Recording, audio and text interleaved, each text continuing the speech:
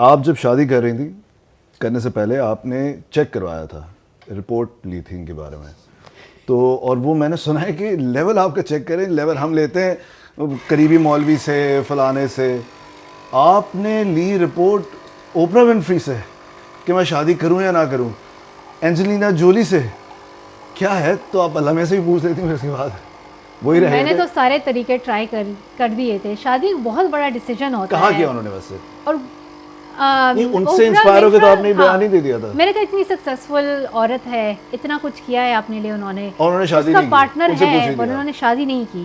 تو میں نے اور دوسرا اینجلینا جولی سے پوچھا جن کی ڈیورس ہو گئی ہے. میں نے سب سے پوچھا, میں نے بہت لوگوں سے پوچھا. ہاں ہاں, تو سب یہی کہہ رہے تھے کہ اگر انسان اچھا ہو, کہ اگر انسان اچھا ہو اور آپ ان کو جانتے ہو اور آپ نے ان کی اچھائی دیکھی ہو تو پھر یہ آپ کے لیے بہتر ہے کہ آپ ان کے ساتھ شادی کر لیں, ان کے ساتھ ایک ساتھ زندگی گزاریں. ویسے مجھے یہ شادی کا جو کانسیپٹ ہے نا, اس کے مختلف انٹرپریٹیشنز ہوتے ہیں. ایک تو نکاح ہے, وہ تو بہت ہی سمپل سرمنی ہے, ٹھیک ہے. وہ اسلام میں بھی شادی is not expected to be a 7 days event. وہ تو بس نکاح ہے, آپ کے پاس گواہ ہو, آپ بول لیتے ہیں کہ آپ ایک دوسرے کے ساتھ زندگی ایک ساتھ گزارنا چاہتے ہیں. لیکن وہ جو پاکستان میں جو بڑی بڑی شادیاں ہوتی ہیں نا, وہ مجھے نہیں پسند ہوتی. اس میں اتنا آپ کو کام کرنا پڑتا ہے, اتنے لوگ بلانے پڑتے ہیں, تو اس سے بھی مجھے تھوڑا سا مسئلہ تھا. آپ ایسے اتنے پروگریسو ہیں. میں نے یہ بھی سنا کہ آپ نے کسی اپنی دوست سے کہا تھا کہ کسی ایک پیر یا پیرنی سے چیک کریں کہ یہ بندہ ٹھیک ہے یا نہیں. وہ کہانی اگر اثر آپ سنا دیں, بیکاز میں نے سنی ہوئی ہے کہانی, اور میں آپ کو کارنر نہیں کرنا چاہ رہا تھا, مجھے اثر سے پتہ لگ گئی تھی یہ بات. ہاں یہ مجھے بھی, تو میں نے سوچا کہ یہ بات پتہ لگنی چاہیے. I don't know if you like it or not. میرے لیے تو اثر ایک اسٹرینجر تھا. میں نے کہا میں اس کو جانتی نہیں ہوں, بٹ بندہ اچھا ہے, گڈ لکنگ ہے, فنی ہے, تو میں انٹرسٹڈ تھی. لیکن پھر میں سوچ رہی تھی کہ میں کیسے پتہ کروں کہ he is the right one for me. تو خیر میں کبھی اسٹار سائنس کنڈلی وہ دیکھ رہی تھی کہ کیا کہہ رہے ہیں ہمارے ہاروسکوپس. پھر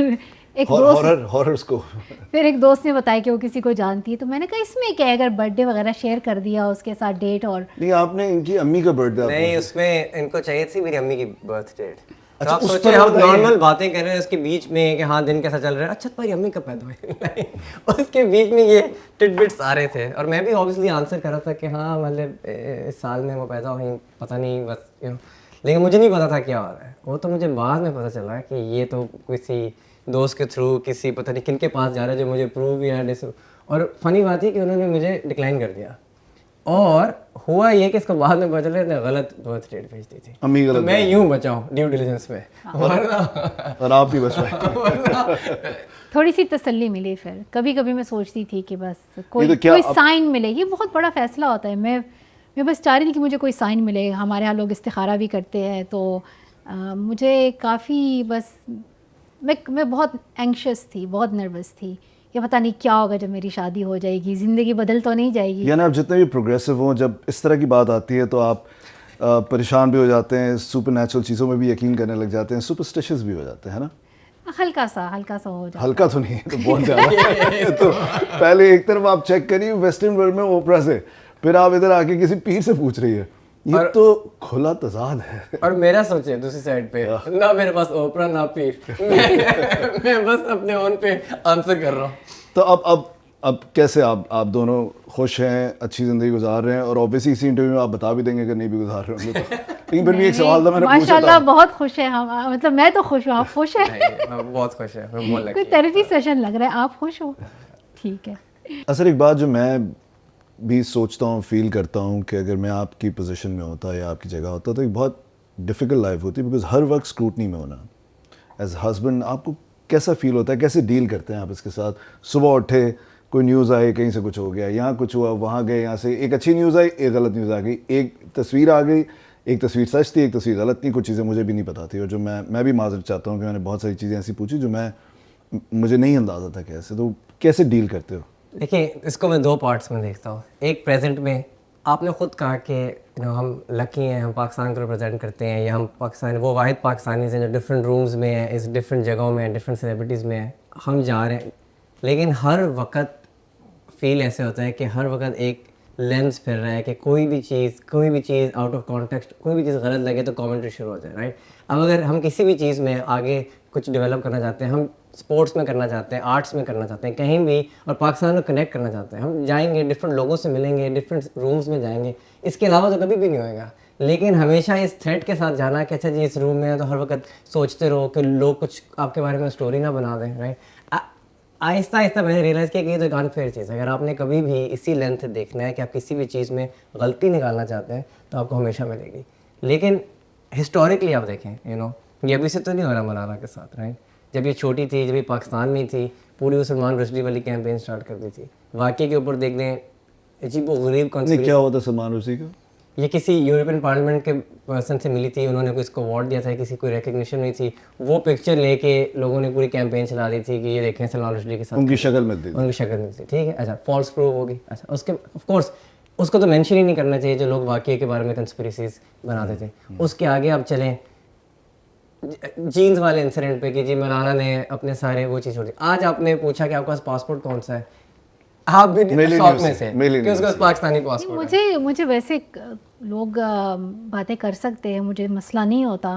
اور میں یہ بھی نہیں کہنا چاہتی کہ میں کوئی پرفیکٹ بندی ہوں جس سے نہ کوئی غلطی ہوئی ہے، ہر ایک بات اس نے صحیح کی ہے. یہ میں مانتی ہوں کہ میں کوئی پرفیکٹ بندی نہیں ہوں، میں ہمیشہ کوشش کرتی ہوں، میں سیکھتی رہتی ہوں. لیکن جس بات سے مجھے مسئلہ ہے وہ یہ ہے کہ لوگ جھوٹ بولتے ہیں. اور لوگوں کو پتہ ہونا چاہیے کہ ہمارے دین میں بھی جھوٹ ایک بہت بڑا گناہ ہے. تو لوگ جب ایسی باتیں بناتے ہیں نا کہ یہ ان کے ساتھ ملی ہوئی ہے، اس نے یہ کہا، یا اس بندے کے ساتھ ایسوسیٹ ہو گئی، نہ کوئی ریسرچ کرتا یا ان کو پتہ ہوتا ہے اور پھر بھی وہ جھوٹ پھیلاتے ہیں، تو اس سے مجھے سخت نفرت ہے. نہ صرف میرے کیس میں لیکن کسی کی بھی کیس میں ہمیں جھوٹ نہیں بولنا چاہیے، کنسپریسی تھیریز نہیں بنانی چاہیے. ایک بہت بڑا گناہ ہے. لیکن آپ کو نہیں لگتا آپ لوگوں کا بھی قصور ہے اس کے اندر؟ کیونکہ جھوٹ کم لوگ بولتے ہیں، وہ جھوٹ پھیل جاتا ہے اور پھر بہت سارے لوگ جو اس پہ یقین رکھ رہے ہوتے ہیں وہ سچ میں یقین، because controversy as you just said کہ زیادہ تیزی سے پھیلتی ہے. تو آپ لوگوں کا فرض ہی بنتا ہے کہ جس طرح آج آپ نے مجھے کرونالوجیکلی بہت ساری باتیں بتائیں، تو آپ کو نہیں لگتا زیادہ پاکستان میں لوگوں سے بات کر کے، لوگوں سے آج جیسے مجھ سے آپ بات کر رہی ہیں، اتنی ہی کھل کے بات آپ اگر کر رہی ہوتی ہیں. آپ سے کوشچن ہے، آج آپ نے کاموں کی بھی بات کی، رائٹ. مولانا فنڈ نے ابھی تک ریز کیے 5 ارب ریز کیے پاکستان کے اندر انجیکٹ کیے، فلڈ ریلیف کی فنڈ ریزنگ کی. ایک لمیٹڈ ٹائم ہے آپ کے پاس، آپ ہمارے شوز میں، اس کے شوز میں آ جائیں، ٹھیک ہے. آپ وہ اسپلٹ کر سکتے ہیں، ایکچولی فنڈ ریزنگ کریں اور چیزیں کریں اور وہ ایکچولی لوگوں کی مدد کریں، یا آپ اپنی ذات کے ہر وقت اوپر جو اٹیک ہو رہا ہے اس پہ آپ کتنا اسپلٹ کریں گے اپنا ٹائم. آپ کہہ رہے ہیں کہ یہ جو ساری چیزیں ہو رہی ہیں اوپر سے تو نہیں ہو جاتی، خود سے تو نہیں ہو جاتی.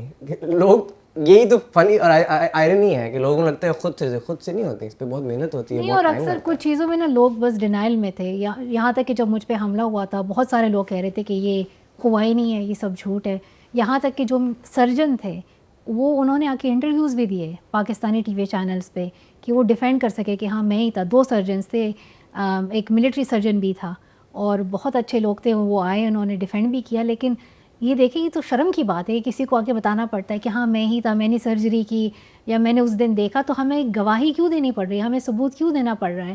لوگ کیوں ڈینائل میں ہوتے ہیں؟ They believe in the most absurd and in realistic things, اور جو ان کے آنکھوں کے سامنے اس کے لوگ ڈینائل میں ہوتے ہیں. لائک ایک کلک کی ضرورت ہوتی ہے، ایک سرچ کی ضرورت ہوتی ہے، لیکن لوگ کرتے ہی نہیں ہیں. تو مجھ پہ وہ میں نہیں سمجھتی کہ ہمیشہ مجھ پہ یہ بات چھوڑنی چاہیے کہ آپ جو بھی کریں اور ساتھ میں ایک لمبی سی وضاحت آپ دیں کہ یہ میں نے اس لیے کیا اور میں نے اس غرض سے نہیں کیا. اور یہ تو پھر دیکھیں ایک بات تو مجھے بھی برا لگا اور غصہ آتا ہے کہ آپ کو تو پتہ ہے بٹ لوگوں کو شاید نہیں پتہ کہ ثاقب خان اس ملک کے بہت زبردست ڈرامہ ڈائریکٹر ہیں، بہت بڑے ڈرامے بناتے ہیں. میں ایک پروگرام کر رہا تھا چل پڑا، تو وہ میرے ساتھ اس وقت ملالہ کا انٹرویو کرنے کے لیے سوات میں موجود تھا.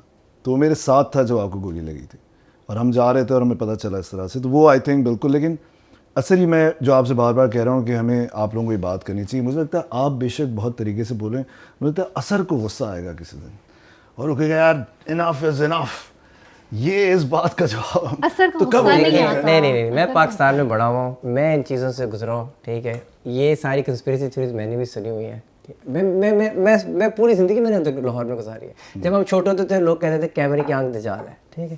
اس کے بعد وہ کہتے تھے یوٹیوب حرام ہے. جو لوگ کہتے تھے آج وہ یوٹیوب پہ بیٹھ کے اپنے درس دے کے پیسے بناتے ہیں، ٹھیک ہے. ٹی وی بھی حرام تھا، اسپیکر بھی حرام تھا، ہر کوئی غدار تھا. مطلب عبدالسلام سے لے کے دیکھیے میں नुसरत فتح अली खान की बात करता हूँ. एट लीस्ट पाकिस्तान में अब हर बंदा कहता है, पूरी दुनिया में कहता है कि यार वो एक बहुत ही अजीम आदमी थे. ठीक है, आप यूट्यूब पर लेके नुसरत फ़तेह अली खान, स्नेक और कबर, आपको यूट्यूब पर पूरी वीडियोस मिल जाएंगी उनके बारे में हमने क्या कंस्पिरेसी थियरीज की. तो मेरी होप ये है कि जो हमारी यंग जनरेशन है वो इससे बाहर निकलेंगे. और अगेन आई थिंक मलाला और मैं कभी भी क्रिटिसिज्म से नहीं करते, हम एक्चुअली फ्रीडम ऑफ स्पीच में बहुत बिलीव करते हैं. क्रिटिसिज्म बहुत अच्छी बात होती है.